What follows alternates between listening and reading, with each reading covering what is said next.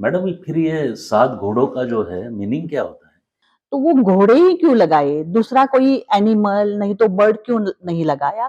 उसके पीछे भी डीप मीनिंग है.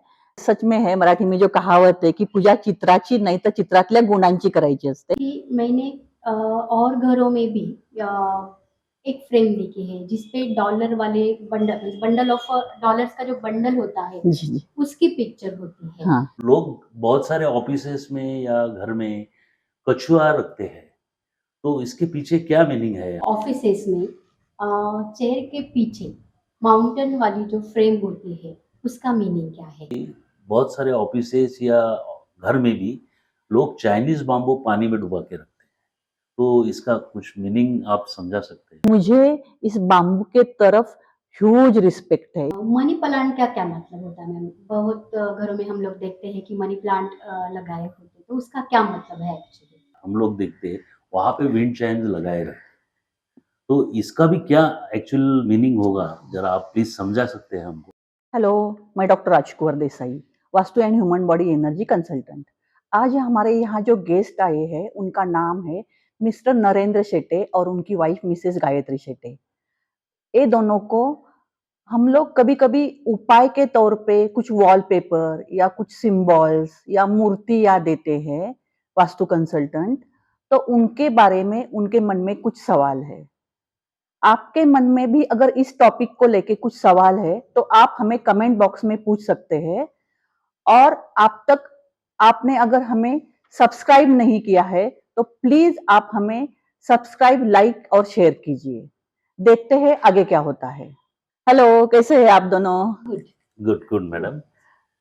मैडम, मुझे मालूम है कि आप वास्तु साइंटिफिकली वास्तु और एनर्जी के ऊपर, बॉडी एनर्जी के ऊपर आप काम करती है। तो कुछ हमारे जो क्वेश्चंस थे, जो हमको थोड़ा-सा उसके बारे में जानकारी चाहिए था कि ये जो बहुत बार हम लोग देखते हैं कि ये चीज़ या कोई वस्तुएँ या वॉलपेपर्स वगैरह जो मिलते हैं, तो ये सही में वास्तु और बॉडी एनर्जी के बारे में कुछ काम करते हैं क्या? इसके बारे में हमको आपसे जानकारी चाहिए थी। अच्छा, सर मुझे ना पता चला आपको एक्चुअली क्या पूछना है, लेकिन क्या होता है रेमेडीज़ बहुत होती है। तो आप अगर प्रिसाइज़ कुछ पूछेंगे तो मैं उसका जवाब दे सकूँगी।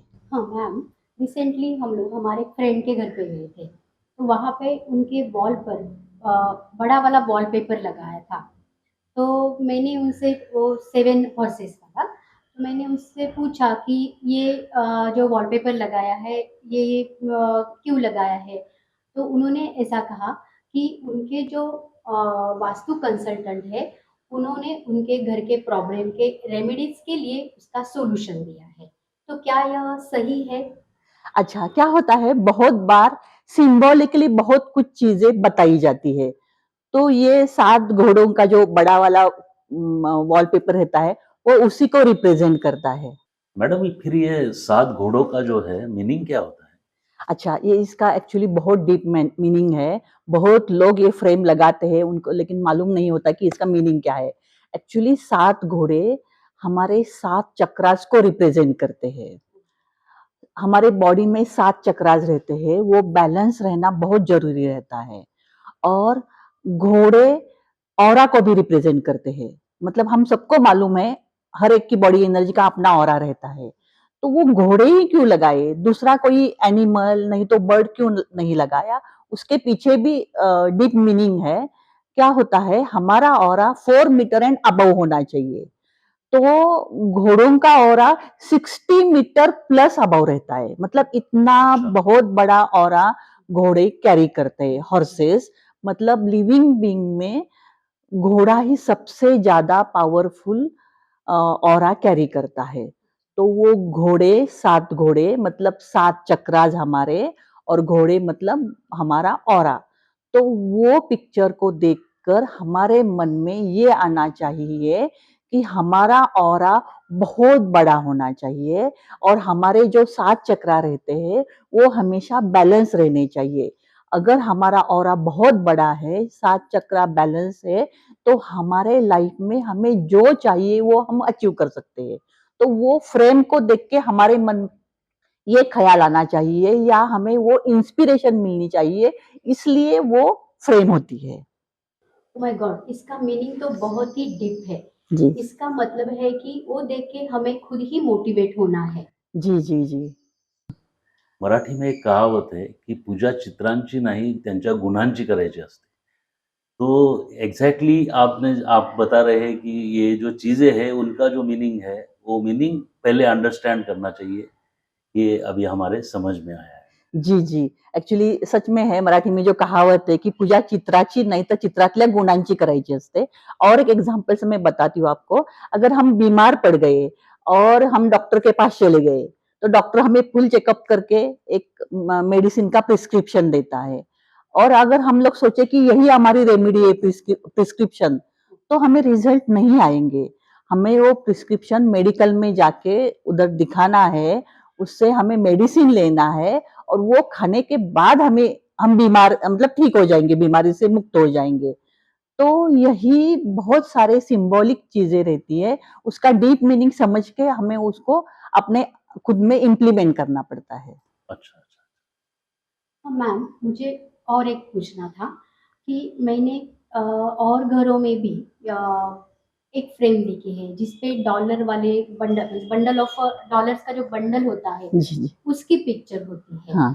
तो इसका मतलब ये हुआ क्या कि वो देख के हमारे बैक ऑफ माइंड में हमेशा चलता रहे कि हमें पैसे कमाने हैं, उसके लिए हमेशा हमें एक्टिवेट रहना है, उसके लिए हमेशा हमें मेहनत करनी है। तो यही उसका मीनिंग है क्या? जी, बिल्कुल आप सही समझी, वही है उस फ्रेम को देख के हमें मोटिवेट होना है कि हमें इस तरह से पैसे कमाने हैं। तो यही उसका मीनिंग है। मैडम ऐसे ही एक थोड़ा भी मन में सवाल आया कि लोग बहुत सारे ऑफिसेज़ में या घर में कछुआ रखते हैं, तो इसके पीछे क्या मीनिंग है? हमको ज़रा आप प्लीज़ समझा सकते हैं? जी। एक्चुअली कछुआ का भी मीनिंग कुछ ऐसा है कि हमको कछुआ और खरगोश मतलब रैबिट की स्टोरी मालूम है, कि कछुआ इतना स्लो होके भी वो रेस जीत जाता है। तो यही मीनिंग है कि कछुए के तरह तरह हमें होना चाहिए। देखिए कछुआ ऊपर नहीं देखता, नीचे देखता है और वो फ़ोकस्ड रहता है और नीचे स्लो बट स्टेडी जाता है और रेस जीतता है। तो हमें भी इधर-उधर डाइवर्ट नहीं होना है, हमारे एम की तरह हमेशा फ़ोकस रहना है और भले हम स्लो जाए, लेकिन अगर हम लोग स्टेडी जाते हैं, तो definitely we will win race. यही सिंबॉलिक मीनिंग एक कछुआ का भी है। मैम कहीं-कहीं ऑफ़िसेज़ में चेयर के पीछे माउंटेन वाली जो फ्रेम होती है, उसका मीनिंग क्या है? अच्छा, ये चेयर के पीछे जो माउंटेन वाली फ्रेम रहती है, वो हमेशा जनरली ओनर नहीं तो अ, प्लांट हेड नहीं तो बॉस उसके पीछे ही रहती है और ये लोग हमेशा साउथ वेस्ट में बैठते हैं। तो वो फ्रेम हमको ये याद दिलाती है कि हमें फर्म स्टेडी रहना चाहिए। हर एक सिचुएशन में फर्म स्टेडी रह के ही डिसीजन लेने चाहिए। मतलब डगमगाना नहीं चाहिए। जो स्टेबल फर्म रह के कोई भी डिसीजन लेनी है, कोई भी एक्शन लेनी है, यही वो फ्रेम हमें हमेशा बताती रहती है। मैडम अक्सर देखा जाता है कि बहुत सारे ऑफिसेज़ या घर में भी लोग चाइनीज़ बाम्बू पानी में डुबा के रखते हैं। तो इसका कुछ मीनिंग आप समझा सकते हैं? जी, इसका बहुत डीप मीनिंग है। अगर हमने केयरफुली देखा है, तो आपको पता चलता है कि वो चाइनीज़ बाम्बू पानी में ग्रो होता है। तो पानी में जो मिनरल्स होते हैं, वही उसका फूड होता है। उसको सनरेज़ भी डायरेक्ट नहीं मिलते। फिर भी आप अगर उस बाम्बू को देखेंगे, तो वो बहुत ग्रीन रहता है और उसकी हाइट या कहे ग्रोथ बहुत फ़ास्ट होती है। कंपैरेटिवली हमारे गार्डन में जो प्लांट्स रहते हैं, जिसको हम लोग फर्टिलाइज़र देते हैं, पानी देते हैं, सनरेज़ मिलता है, उसकी बहुत हम लोग मेहनत से काम करते हैं उसके ऊपर, लेकिन फिर भी ये बाम्बू कंपैरेटिवली बहुत अच्छी ग्रोथ देता है। तो बाम्बू को देख के हमारे दिमाग में ये आना चाहिए कि कितने भी प्रॉब्लम्स क्यों ना हो, कितनी लिमिटेड अपॉर्च्युनिटी या फैसिलिटीज़ क्यों ना हो, वो जितनी हो सके पूरी यूटिलाइज़ करके हम हमारी ग्रोथ ज़्यादा से ज़्यादा कर सकें।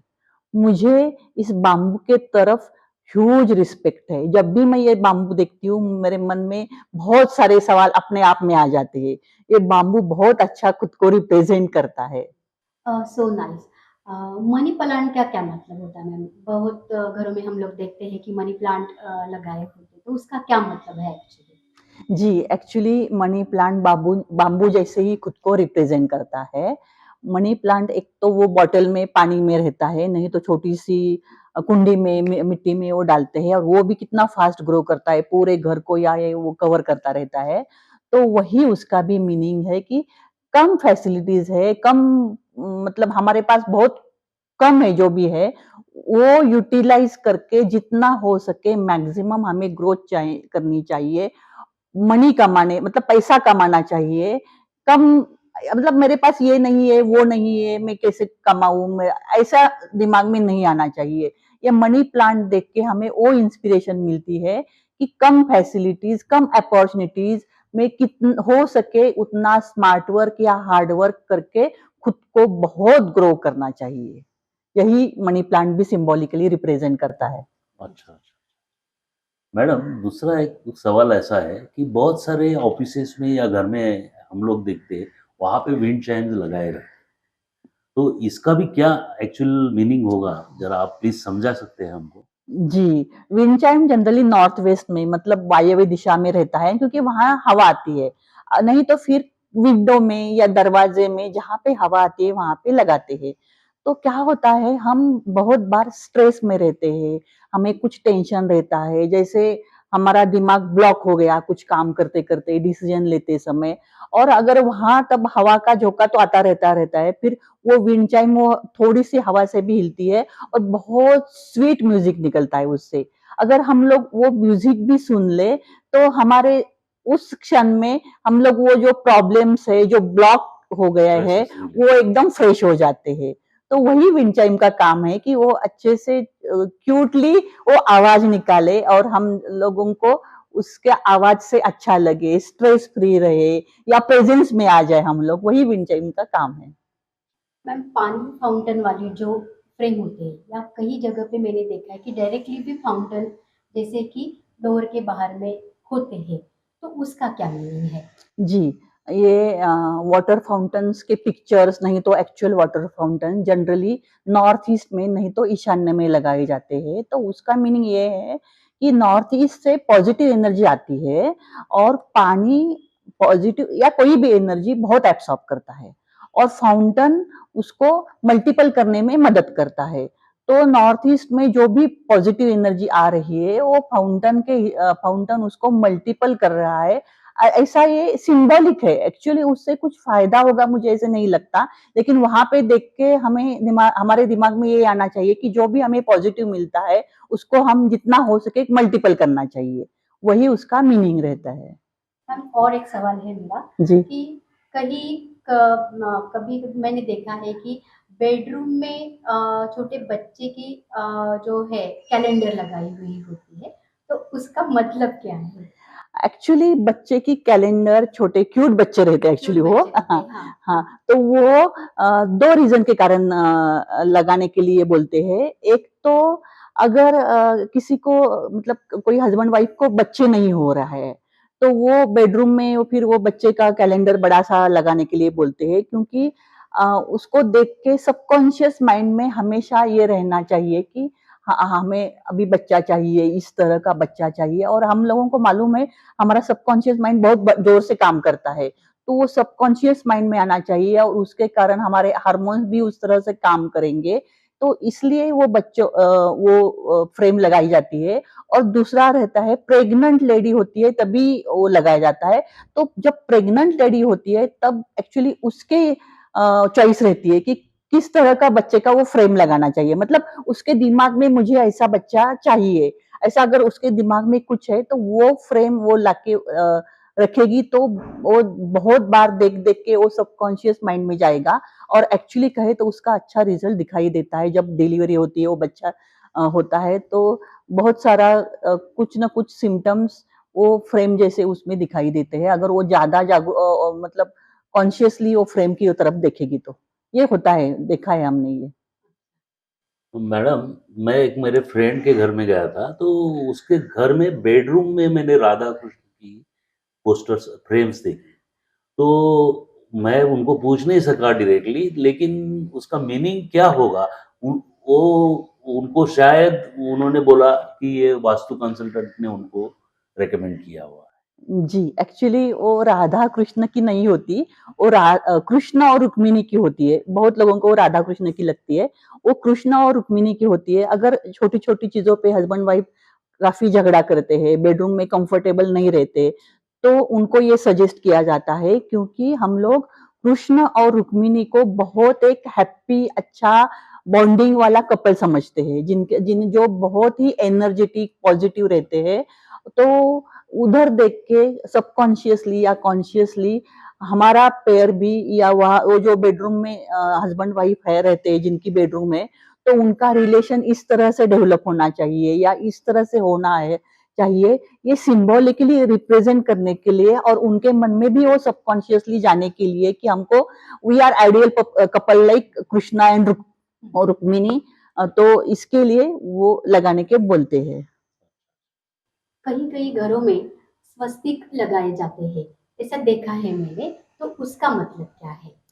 एक्चुअली स्वस्तिक का बहुत डीप मीनिंग रहता है। स्वस्तिक यूनिवर्स का सबसे पावरफुल पॉजिटिव एनर्जी इमिट करने वाला सिंबल है। स्वस्तिक अगर हमने ड्रॉ भी किया इसे हाथ से या कहीं पे, तो 30,000 बोवी स्केल पॉजिटिव एनर्जी इमिट करता है। मतलब ये बहुत बड़ी नहीं है, नंबर्स हमको बड़े दिखाई देते हैं। एक्चुअली हम लोग जो मिलीमीटर या जिनको माइक्रोमीटर या नैनोमीटर समझ में आता है, माइक्रो या नैनो लेवल पे, इतनी बड़ी इतनी छोटी स्केल है ओबवी स्केल, मतलब बहुत कम पॉजिटिव एनर्जी इमिट होती है स्वस्तिक ड्रॉ करने से। लेकिन सिर्फ ड्रॉ करने से पॉजिटिव एनर्जी इमिट होती है ये है, लेकिन स्वस्तिक रिप्रेजेंट करता है क्लॉकवाइज आगे जाने वाली पॉजिटिव एनर्जी। हमें मालूम है यूनिवर्स में एवरीथिंग, सब कुछ आगे जा रहा है, यूनिवर्स में हर एक चीज आगे जाती है, कंटिन्यूअसली जा रही है, बहुत स्पीडली जा रही है, और वो क्लॉकवाइज जाती है। तो स्वस्तिक उसका सिंबल है, क्लॉकवाइज फास्टली आगे जाने का, दैट मीन्स पॉजिटिव एनर्जी का। अगर कोई निगेटिव रिवर्स जाता है, मतलब एंटी क्लॉकवाइज जाता है, तो वो निगेटिव एनर्जी बन जाती है, और क्लॉकवाइज आगे जाने वाली पॉजिटिव एनर्जी होती है। तो स्वस्तिक उसको रिप्रेजेंट करता है, क्लॉकवाइज फास्ट पॉजिटिव।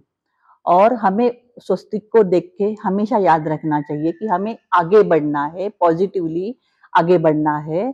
तो हमारे दिमाग में स्वस्तिक को देख, सबकॉन्शियस माइंड में वही आना चाहिए।